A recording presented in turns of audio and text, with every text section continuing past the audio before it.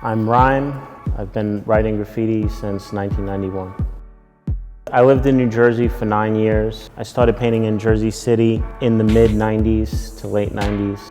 It's nice to be back painting some areas that kind of have a nostalgic feel for me. I'm real excited to put this NACE in this area of Jersey City, right at the entrance of the Holland Tunnel. This area was an area that NACE and I would paint a lot in the mid-90s to late 90s.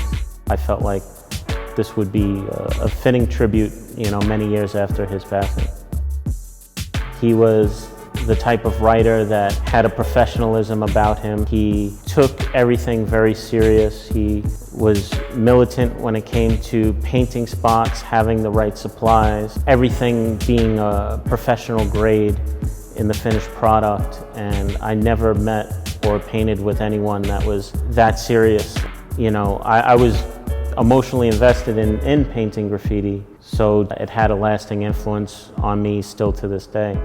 A stone's throw away from here was the Jersey City Hall of Fame, and it was a great place for writers like us to go and be able to paint undisturbed. There wasn't really so many legal places to paint, so this was a great illegal place that you could paint in a day without dealing with the police and stuff like that.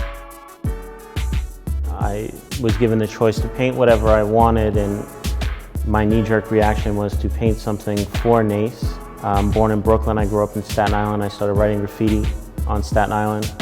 When I moved to New Jersey, I felt like I wasn't going to do graffiti anymore. I didn't feel that New Jersey was a place for graffiti.